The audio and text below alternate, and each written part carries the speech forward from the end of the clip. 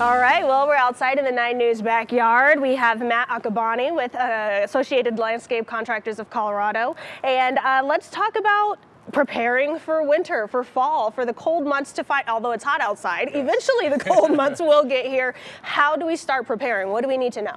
Well, there's a few things that we can obviously do. First, thank you, Lauren, for having me back. I appreciate it. Obviously, bring in your potted plants. Keep them in the side for winter so they don't crack or freeze. Okay. Clean up the yard. Rake up all the leaves, get the debris, weeds. It's a great time to remulch the yard as well. Okay.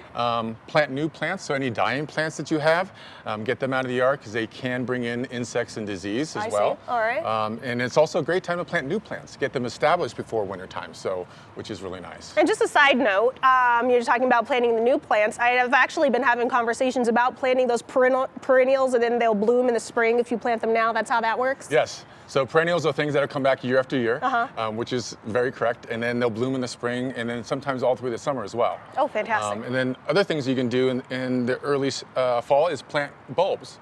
So like popular ones are tulips, crocus, hyacinths, things like that. All right, and so let's talk about fertilizers. Let's talk about some of the stuff that we have. How are these used right now in preparation? Well, it's a great time to fertilize. You can aerate your lawn.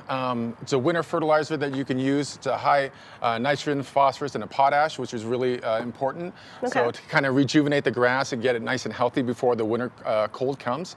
Also, other things that you can use for your plants and evergreens is called wilt-proof. Oh, all right. And it's a frost protection, and it helps hold the moisture in the plant and in the foliage, so it doesn't freeze or extract the nutrients and the moisture during the cold weather. All right. Well, that's fantastic. I'm very open about how little I know about planting and gardening, so I didn't know that there was a winter fertilizer and this kind of thing, wilt-proof. So this all sounds fantastic. We also have to start insulating and irrigating and all of those things, right? Yes. So once you start to turn off your irrigation and do the blowout, like everybody does here in Colorado, a great thing to do is take off all the hoses on the outside of your spigots, around the house.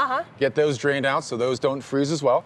But then we have a product that you can use. It's a insulated bag to cover your backflow. Okay. And so this helps to kind of protect that copper pipe.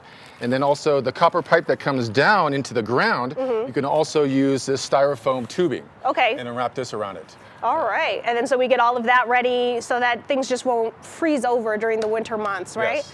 All right. So as much as you can do to protect those pipes and the backflow, you're going to be better off in the spring. All right. Sounds fantastic. Well, that sounds like everything we need to know. Thank you so much for being here with me today. So this is everything we need to know to get ready for the winter months, but we do still have some warm days ahead. Kathy, what do you have for us here?